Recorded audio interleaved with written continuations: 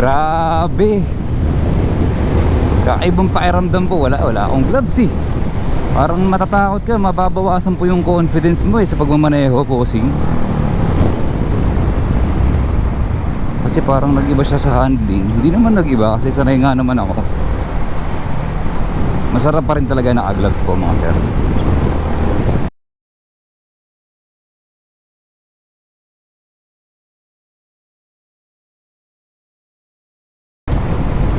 Kahapon po nakapagparehistro na ako ulit ng motor. No worries na naman ulit. Wala na po tayong iisipin ulit buong taon. Mura lang, 1,000 plus lang ulit, 1,100. Sarado nga yung Cebuana mga sir eh. Doon po ako nagpapa-insurance, diba? Offline. Doon na lang ako sa loob ng LTO. Yung TPL po nila doon. Wala nga pala po ulit akong top box ngayon. Pag walang top box, sinasamantala ko siya maneuver eh. Tapos eto po mga sir, diba, ito nakarehistro na. Marami munang pinagdaanan po ito sa mga last few days bago ako magparehistro. Pakita ko na lang sa inyo mga bossing. Ito po nangyari. Kita po ninyo yan mga bossing. Napansin ko kasi yung kalawang kanina, bumibili akong ulam, kumakalat sa mugs. Duda na ako agad sa bearing. Dapat pala chinek ko na ito nung nakaraan eh. Ayan o. Gumagalaw na po yung bearing sa loob mga bossing. Tatanggalin ko to. Tatanggalin ko yung disc brake. Lalagay ko dito sa original. May time pa naman. Kahit maliit na ako basta magawa ko to.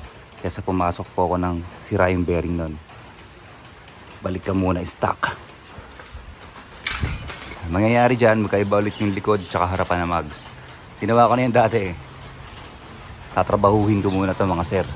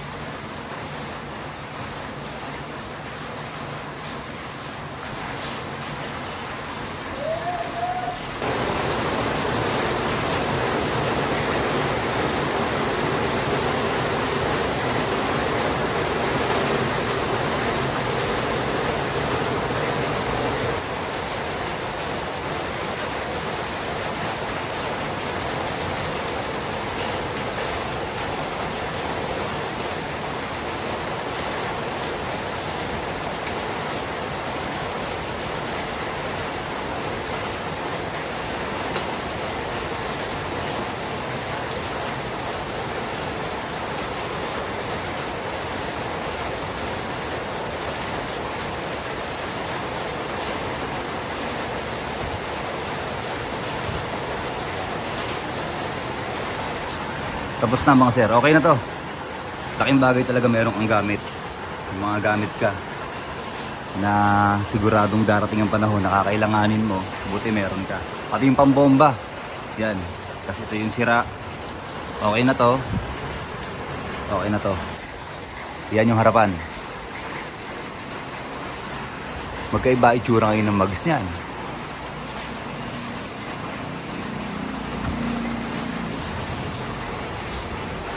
Okay pa rin naman eh.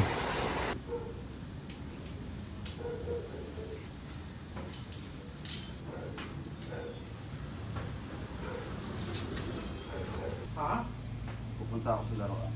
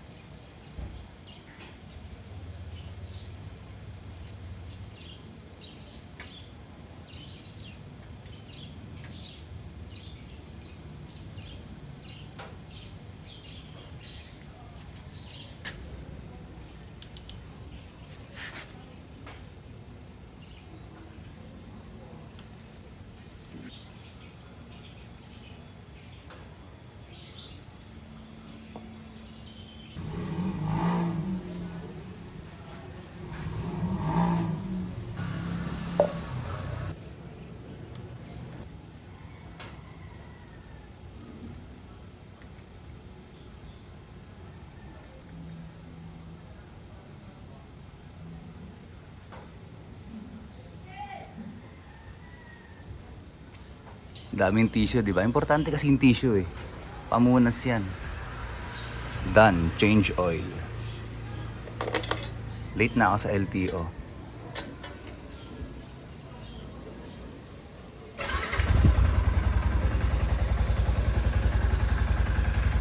Painggan nga natin.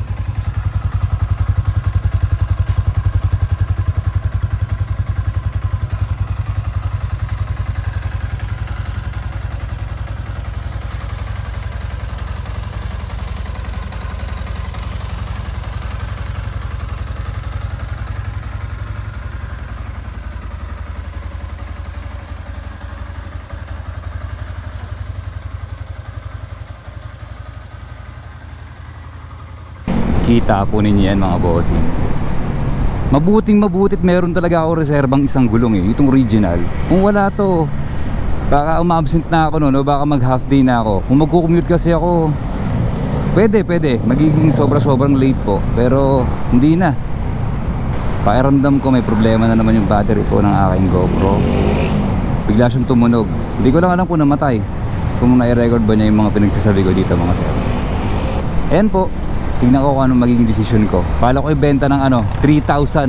Ito pong pares ng bags ko, RB5 harap tsaka likod. Sa mga nakakaalam naman po kung ano yung issue ng harapan ng mags, di ba? Na bunggo po ako nung unang panahon. Pero ayos na, okay na po siya. Tignan ko na lang ulit. Ay, salamat, matindi. Mukhang na-miss po namin lahat bumiyahe ng maaraw eh, papasok sa trabaho. Last week halos hindi nagkaganito. Paano bagyo, tas halos wala naman laging bumabiyahe. Miss na miss namin lahat, ang dami namin. Init. Pati yung kamay ko, na-miss po niya yung init eh. Yan, na-miss niya. Napakalupit po mga sir, bumiyahe ng walang gloves pag malayo. Okay lang yan, sarap nga oh. Babad na babad sa araw. Bababad ko pa yung sarili ko sa araw dahil ganyan ko talaga ka-miss. Neutral.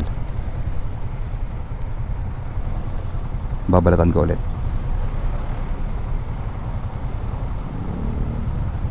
Ganyan po dito mga bossing sa Philinvest. Kung may mga truck, sinecheck kailangan ng papeles, hindi ka pwede basta pumasok dito. Hahabulin ko pa sana po yun, yung green. Pero ba't ko hahabulin? May time pa naman ako eh. 4, 3, 2. Yung iba nahihirapang humanap ng neutral dito, no? Yan o, neutral habang maandar. Sinto.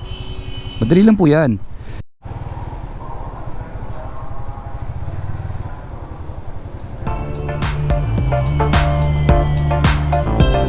Pakita ko po muna itsura bago ako pumasok mga boss.